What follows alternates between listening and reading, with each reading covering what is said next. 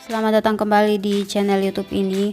Pada video kali ini saya akan ngobrol dengan seorang anak desa dari Kabupaten Mamasa yang saat ini sudah bekerja sebagai dosen di salah satu universitas negeri. Ini adalah sedikit info buat teman-teman yang belum tahu tentang Mamasa. Jadi Kabupaten Mamasa adalah salah satu daerah tingkat 2 di Provinsi Sulawesi Barat yang ibu kotanya adalah Kota Mamasa. Kemudian penduduk asli daerah ini bersuku Toraja dengan mata pencaharian adalah bertani. Kabupaten ini adalah pemekaran dari Kabupaten Polmas pada tanggal 11 Maret 2002.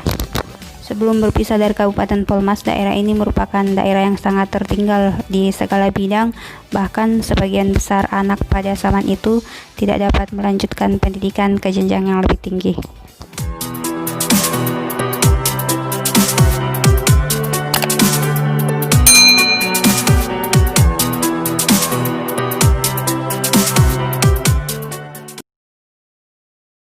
Selamat sore Ibu Juniati. Selamat sore. Bagaimana kabarnya sore ini, Bu? Puji Tuhan, kabar baik. Oke, jadi pertama saya mau menyampaikan terima kasih atas waktu yang sudah diluangkan untuk sedikit ngobrol dengan saya. Mungkin Ibu Juniati boleh memperkenalkan diri dulu. Jadi nama saya Juniati Arwan Bulawan. Jadi namanya masih Mamasa sekali. Saat ini saya sedang bekerja di sebuah universitas negeri di Kolaka, Sulawesi Tenggara, tepatnya pada jurusan atau program studi agroteknologi Fakultas Pertanian, Perikanan, dan Peternakan Universitas 19 November Kolaka. Mungkin yang ingin saya tanyakan yang pertama, Ibu, ketika Ibu mendengar kata Mamasa, yang terlintas di benak Ibu apa? Iya, jadi kalau mendengar kata Mamasa, Mamasa itu yang paling pertama adalah tempat kelahiran saya. Jadi saya lahir di sebuah kampung yang sangat jauh, ya mungkin sangat jauh dari keramaian. Jadi saya lahir di sebuah desa yang bernama Desa Paladan, kemudian tepatnya itu di Dusun Buntu Lepong. Jadi saya lahir di sebuah desa yang sangat terpencil, bahkan jauh dari keramaian. Nah, tapi saya selalu merindukan desa itu karena dan saya selalu merindukan Mamasa khususnya karena saya sekarang jauh dari Kabupaten Mamasa dan saya sangat rindu untuk pulang ke Mamasa. Saya rindu suasananya Mamasa, kemudian saya rindu budayanya Mamasa. Jadi all about Mamasa, saya sangat merindukan itu. Oke, berarti masa kecil Ibu Ati ini dihabiskan di Desa Paladan begitu ya? Jadi begini, saya itu sampai SD itu berada di Desa Paladan. Jadi selama mulai dari lahir sampai di tamat SD saya di Desa Paladan, tetapi setelah masuk ke SMP saya ke Kota Mamasa. Kan masa SD dari Ibu Juniati ini kan dihabiskan di Desa Paladan. Apakah saat Ibu Juniati sekolah SD di Desa Paladan itu kendaraan sudah masuk? Karena pengalaman saya sendiri, saya kan masa SD-nya saya habiskan di Tandiallo, paling ujung dari Mamasa pada saat itu. Nah, waktu saya SD bahkan SMP pun kendaraan bahkan roda 2 pun belum masuk. Jadi saya ke sekolah itu masih jalan kaki. Bagaimana dengan Ibu Juniati? Pada waktu itu masih sama, Bu. Kendaraan pada saat itu belum masuk. Bahkan sama seperti yang Ibu alami, saya juga masih jalan kaki ke sekolah. Jadi selama 6 tahun itu saya habiskan berjalan kaki untuk menempuh jarak dari rumah saya ke sekolah saya pada saat itu. Kendaraan roda 2 sama sekali belum masuk. Kemudian yang pernah saya gunakan adalah menggunakan kuda. ya pada saat itu masih transportasinya masih menggunakan kuda pada saat itu. Oke, itu sekitar tahun berapa ya, Bu? Tahun 1995 pada saat itu. Oke. Kemudian ya seperti itulah cerita masa kecil Ibu tentang Mamasa. Nah, kalau saat ini bagaimana Ibu melihat Mamasa saat ini? Saat ini kan Mamasa sudah berkembang ya, saya bilang Mamasa sudah berkembang dibandingkan dengan zaman saya SD dulu di Mamasa atau dibandingkan pada saat saya SMA, di mana pada saat itu Mamasa masih sebagai salah satu kota kecamatan yang tergabung dalam Kabupaten Polmas, Provinsi Sulawesi Selatan. Tetapi pada saat ini Mamasa sudah berdiri sendiri menjadi sebuah kabupaten yang menurut saya sudah sangat luar biasa. Karena Mamasa sekarang sudah banyak perkembangannya Mamasa sekarang sudah luar biasa. Mulai dari segi transportasi yang sudah bisa masuk ke desa-desa, sudah bisa masuk kendaraan roda 4, kemudian dari segi pendidikan juga, dari segi fashion, saya lihat Mamasa mengalami perkembangan yang luar biasa dibandingkan pada saat saya masih berada di Mamasa pada saat itu. Oke. Kemudian waktu kecil Ibu pernah nggak sih bercita-cita jadi dosen? Apalagi pada saat itu mungkin saat masih SD jalan kaki ke sekolah, cita-cita tentang dosen itu pernah tidak terlintas?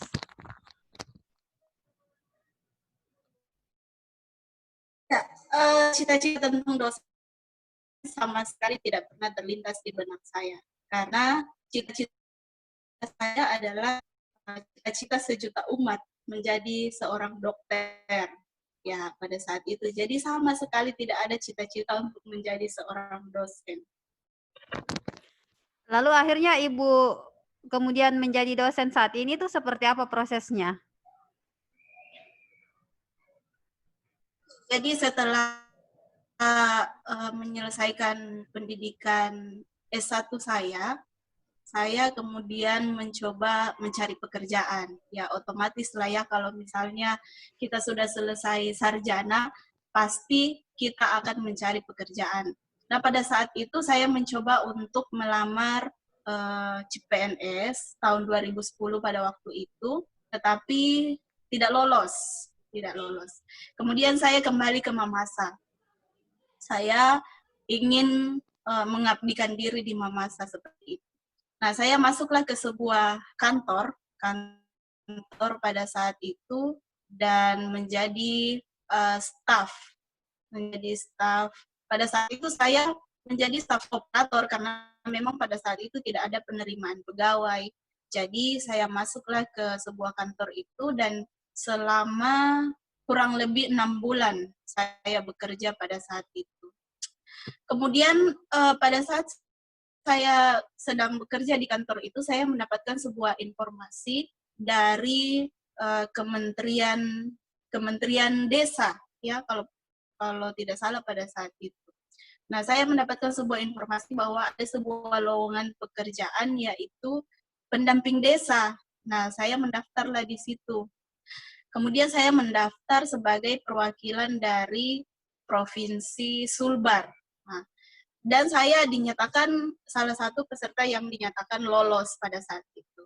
Dan penempatan saya itu di Provinsi Sulawesi Selatan, karena pada saat itu yang berasal dari Provinsi Sulawesi Selatan akan ditempatkan ke Provinsi Sulawesi Barat. Begitupun sebaliknya yang berasal dari Provinsi Sulawesi Selatan akan ditempatkan di Provinsi Sulawesi Barat. Dan saya ditempatkanlah di Kabupaten Bantaeng pada saat itu. Nah, masa kerja dari pendamping desa ini adalah 2 tahun. Tetapi 1 tahun pertama, saya meninggalkan tempat kerja. Saya meninggalkan tempat kerja saya pada saat itu, yaitu Kabupaten Bantaeng.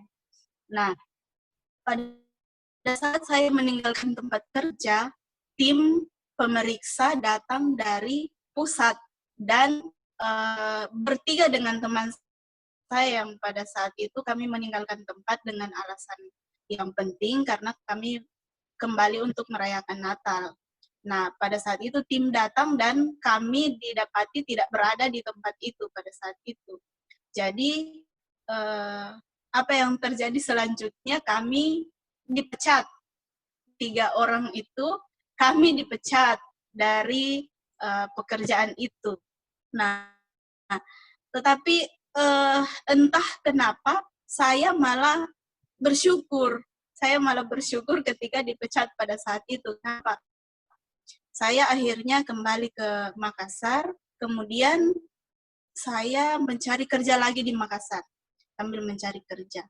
Nah, saya masukkanlah lamaran ke sebuah yayasan pada saat itu, yayasan Chinese ya. Jadi ada teman yang mengenalkan bahwa di sini bisa masuk. Jadi saya masuk ke situ mengajar sebagai seorang guru TK ya. Jadi seorang guru TK kemudian menjadi seorang dosen ya.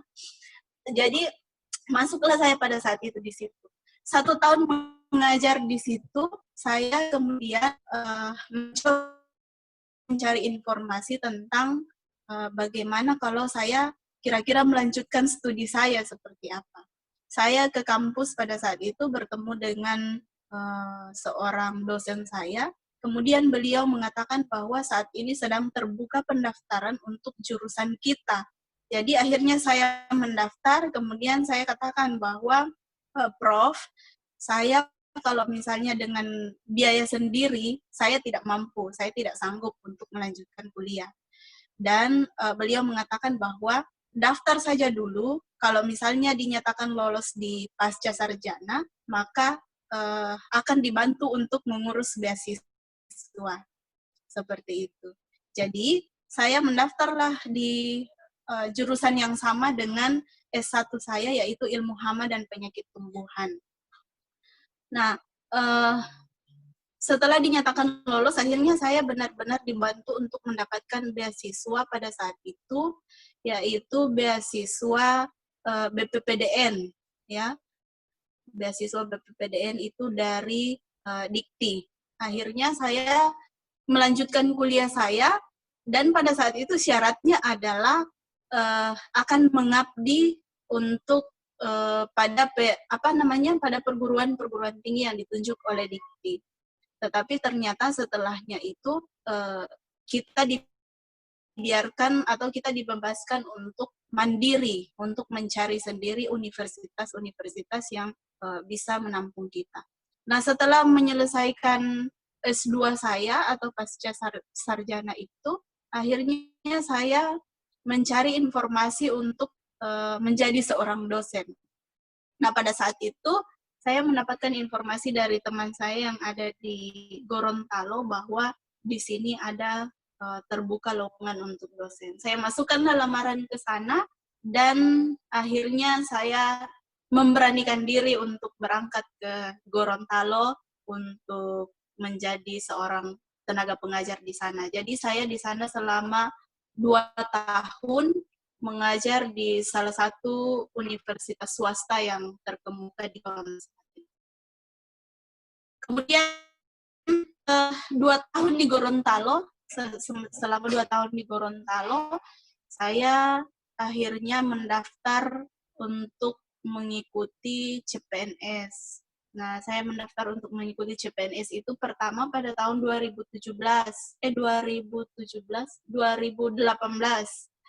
Nah, saya waktu itu jatuh di tes karakteristik pribadi.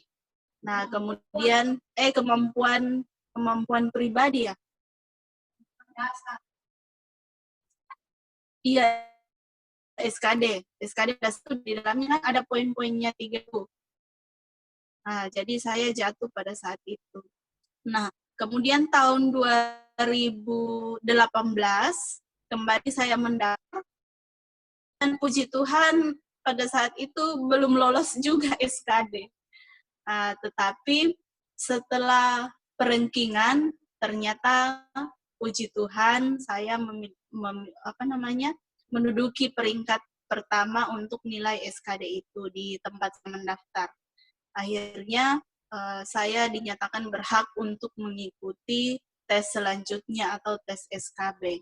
Sehingga saya ikutlah tes SKB di Kolaka, di tempat saya yang sekarang ini, dan puji Tuhan ketika pengumuman keluar, saya dinyatakan lolos, salah satu dosen yang lolos pada program studi yang saya lamar. Jadi seperti itu, panjang lebar ceritanya. Oke, baik. Cukup panjang ceritanya ya, Bu.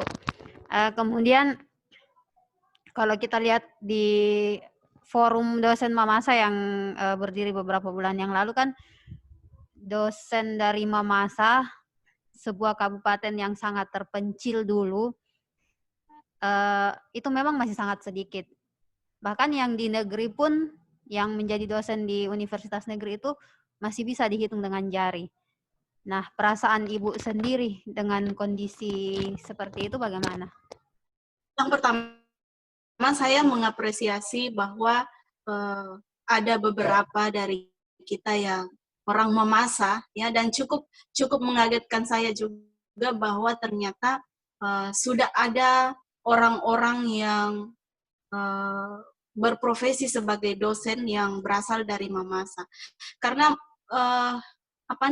sebuah profesi dosen itu merupakan profesi yang sangat-sangat bagus ya bagi saya. Karena kenapa kita bisa membagikan ilmu yang kita punya kepada generasi-generasi penerus bangsa, ya. Walaupun orang mengatakan bahwa mungkin yang paling susah itu adalah pada saat SD, tapi saya mau katakan bahwa ketika kita mengambil keputusan untuk menjadi seorang dosen, tanggung jawab yang kita miliki itu sangat berat. Kenapa? Karena karakter yang kita hadapi itu sangat bermacam-macam. Bahkan kalau saya boleh bilang, sangat sulit dibandingkan pada menghadapi anak-anak SD seperti itu.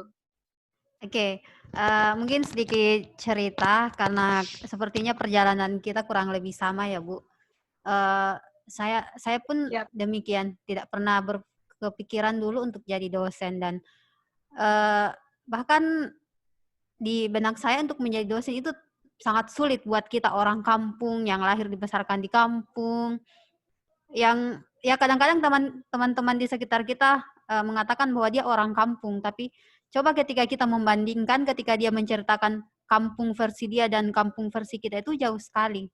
Karena kita benar-benar dari kampung yang masih jalan kaki ke sekolah, dan sama sekali tidak pernah terbesit di benak kita bahwa suatu saat saya akan jadi dosen loh. Tidak pernah sama sekali.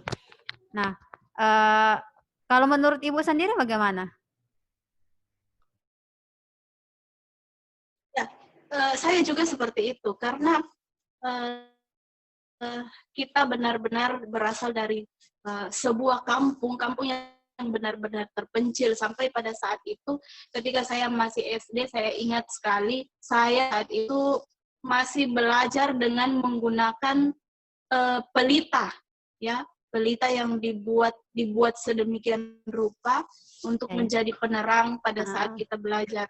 Jadi sangat-sangat terpencil, dan memang mungkin ya pada saat itu saya tidak pernah berpikiran jadi seorang dosen karena bahwa mungkin saya tidak akan pantas, saya tidak akan bisa untuk menyaingi orang-orang yang dari kota, yang mereka latar belakang pendidikannya sudah bagus, tapi puji Tuhan kita diberi kesempatan untuk itu sebagai orang Mamasa. Jadi kita orang Mamasa perlu bangga dengan hal itu, bahwa kita juga bisa sama dengan orang-orang lain.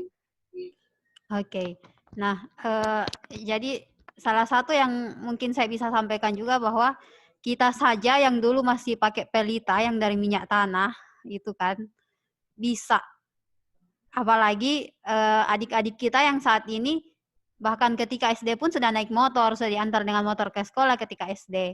Mungkin pertanyaan terakhir dari saya, harapan Ibu untuk generasi muda Mamasa saat ini seperti apa? Jadi harapan saya untuk generasi muda Mamasa saat ini, jangan pernah merasa minder, jangan pernah merasa tidak mampu atau tidak bisa. Ketika Anda memiliki cita-cita yang tinggi, Anda pasti bisa meraihnya kalau memang sungguh-sungguh berusaha untuk meraih itu. Ya, contohnya kami ini adalah orang-orang kampung, bahkan saya sudah sampaikan tadi bahwa kampung saya sangat jauh di dusun yang kecil, terpencil sama sekali. Namun bisa menjadi seorang dosen, ya, bukan berarti bahwa saya sombong, tetapi saya ingin memotivasi adik-adik saya yang ada di Betul. Mamasa bahwa apapun cita-cita kalian, mau menjadi seorang dokter atau mau menjadi seorang polisi atau tentara, semua cita-cita yang tinggi itu bisa kita raih. Dan saya kira banyak orang-orang hebat, orang-orang yang berasal dari Mamasa yang posisi mereka sekarang sudah hebat, ya. Banyak teman-teman SMA saya yang sekarang tinggal di stay di Jakarta karena posisi mereka sudah bagus, dan itu mereka berasal dari Mamasa. Sehingga kita sebagai orang Mamasa seharusnya bangga menjadi orang Mamasa, dan ketika memiliki cita-cita yang sangat tinggi, yakin bisa meraih itu dengan usaha, dibarengi selalu dengan doa dan kerja keras. Terima kasih. Mungkin untuk saat ini kita sudahi dulu percakapan kita, Ibu, karena saya tahu Ibu cukup sibuk hari ini. Semoga apa yang Ibu sampaikan dapat menjadi motivasi buat adik-adik kita yang ada di Mamasa. Baik Bu, terima kasih atas waktunya, sukses selalu. Selamat sore. 1, 2, 3, come on!